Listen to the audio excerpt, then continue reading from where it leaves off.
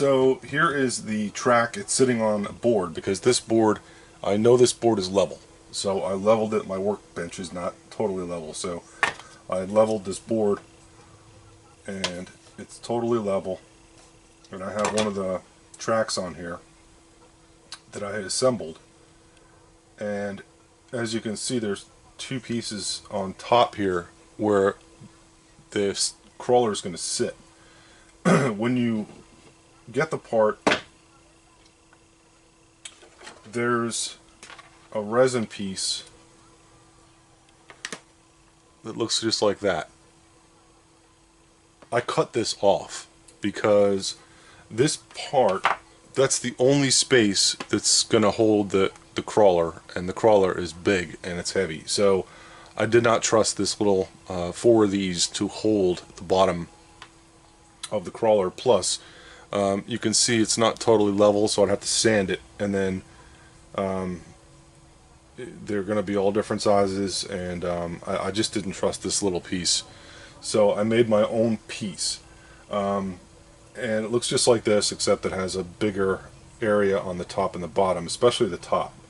And I wanted to make sure the bottom had a flat part to sit on the track motors. So I put these on, I epoxied these two on, and I'm going to do all four of them. So you can see this one, I cut the other pieces off and I leveled them off so I can put my custom piece on there with epoxy, and I know it's not going anywhere. And then I have more surface area to sit to hold the crawler. So four of these I think will be plenty to support that model. I just, like I said, I didn't trust that other part. It's usable. I just didn't. I didn't want to take any chances. So that's a finished track piece. All I have to do is paint, detail it, and I have to put the tracks on. So what I did, just a suggestion, if you didn't already figure this out, I assembled one of these, and I kind of had some. I was more intent on getting the parts to line up right than I was concerned about how they were going to sit, which I didn't think about. So what I did for the second one was I had actually take the first one apart and redo it. So as I mentioned before, this whole track mechanism is made up of three pieces that are sandwiched together, right? So I attached one side and I lined it up. So this is permanently attached.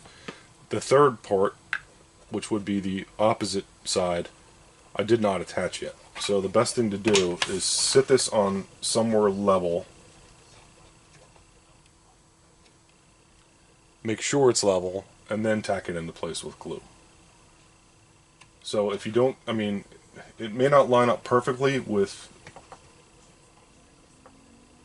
front and back or up and down or whatever, but it's going to be level and it's going to support the crawler, and the crawler's not going to move. That's totally level right there. It's not going to go back and forth.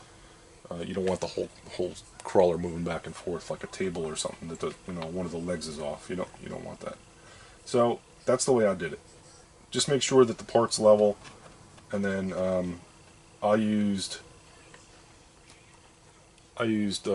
thin CA glue to just put some in the joint, and it'll seep in there, and your part will be locked into place, and then you can go around and tack the rest of it into place.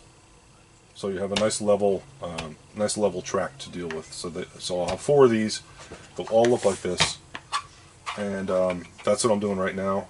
And then once I have those done, then I could either attach them to the bottom of the crawler, or I can wait and attach the other piece first. I'm not really sure, but I just want to get these all put together and built the right way, so they're level, and I'm not going to have any worries about the crawler tipping over. Here's a better shot, or an actual shot, of the part that I made. It actually has more detail on it than the original part, which is, well, sort of. That's the original part. I just copied the design, and it has a wider top. Alright, what I'm doing besides having a snack is, sorry for my chewing, but I'm starving. Starting the paintwork on the top panel, and I did a sort of a dry run on some other parts, and I'm not going to go into a huge paint tutorial because there's like 10 million videos on YouTube about painting. Everybody's got their own way to do it, and I obviously have my own way, so I'm just going to show you some, I'm going to explain some of the stuff that I'm doing just to get the look that I'm going for on this thing. As you saw me paint it before with black primer, it tends to be my go-to for a lot of these beat up and weathered models. I just like the way it looks and the way it layers. So I started with a black primer, and then I used a bunch of different browns that I had mixed, and some rust and some other stuff. And I love these little pads. These are sanding pads. They're 220 grit, fine grit, and I get them from this old dude at this farmer's market, and I hope he never goes away because I buy them by the dozen. And I cut them up and I use them for something like this, and it takes off one layer of paint. So I went down to the black primer on a couple of these spots, and then in between here there's a lot of rust in there and just grime and dirt, and this is the top section, so it's going to get a lot of weathering.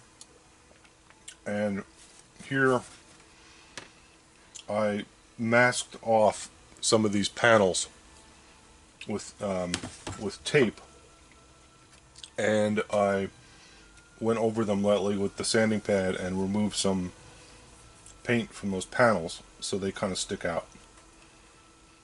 And well, I'll do one right now, so I'll show you how I did.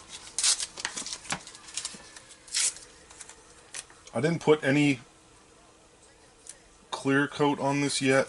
It's just primer and then paint. And then I took flat black and I went in some areas. I'm just going to mask off this little panel right here. For me, painting is a lot of fun. I really enjoy doing it, and with the Star Wars ships especially, because they're so beat up that you can have a lot of fun with varying them because they tend to be all different. All the different ships are weathered differently. The Y-wings, there are no two the same. This ship is really unique, or this crawler is really unique because it's not a starship. It's just a land-based vehicle, so you have to think about a whole different type of weathering that it's getting, because it's getting weathering from sand, and it's a lot of fun stuff to do. You can be really creative with painting, and it will make or break your model. So I'm very lightly going over that. And I just took away, I was really careful to take away just the top layer of paint so that the black primer is showing.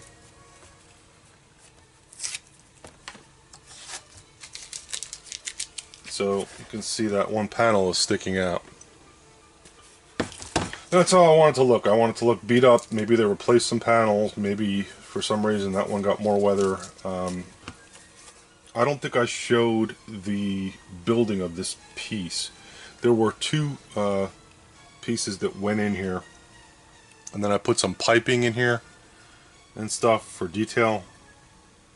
I'm not really sure what this is because it sits right behind the cockpit on the top, so I have no idea what part of machinery it is. I have no clue. Looks really cool though.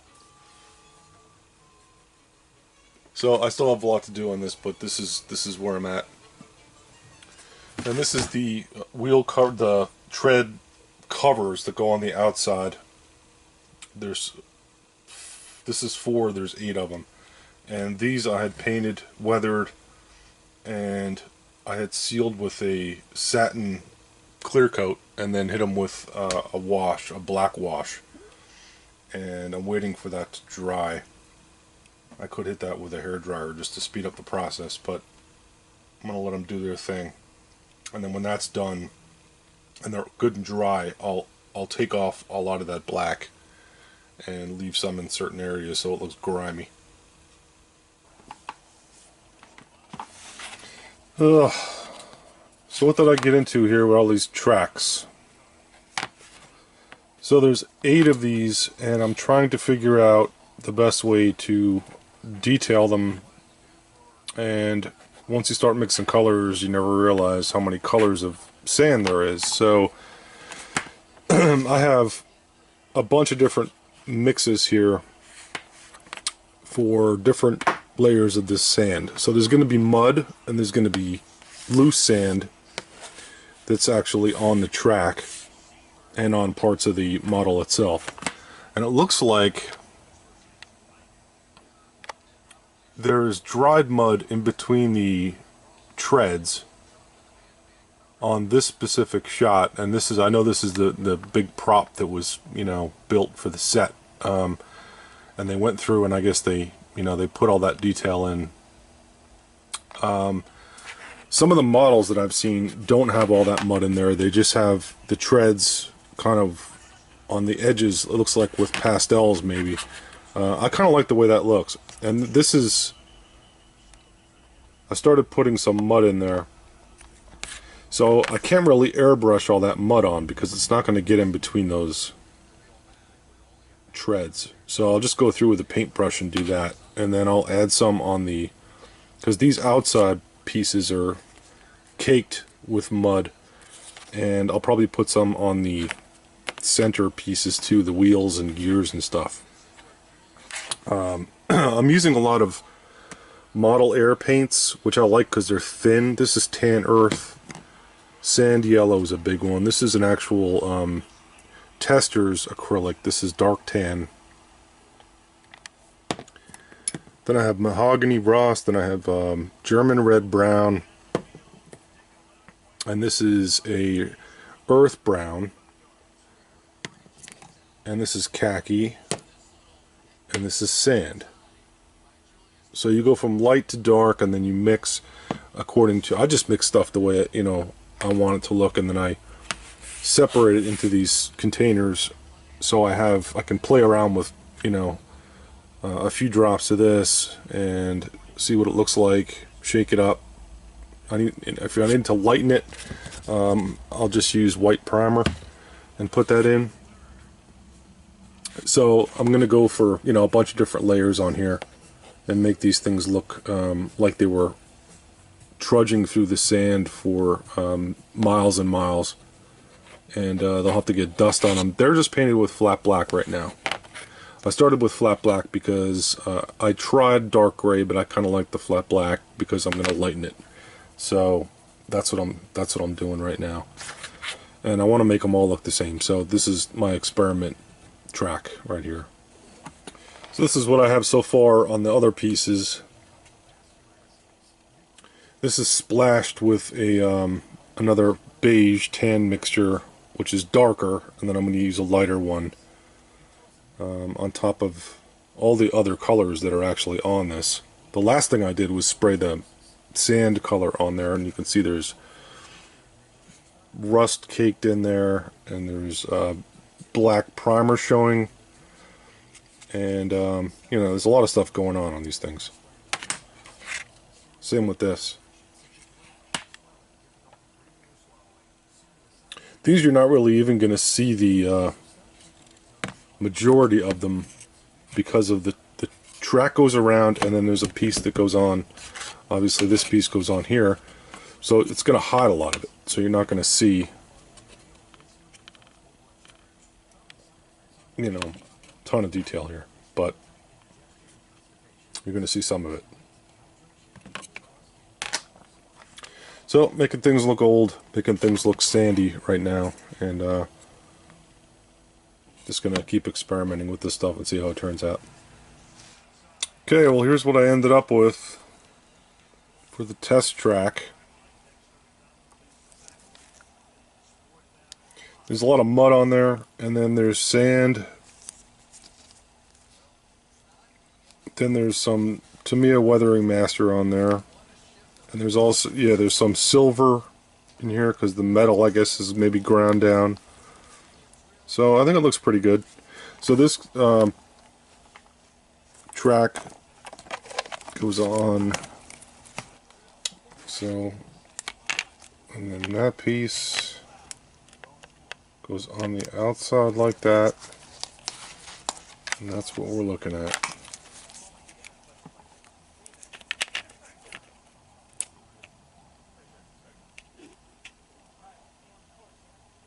Well, it looks pretty beat up to me.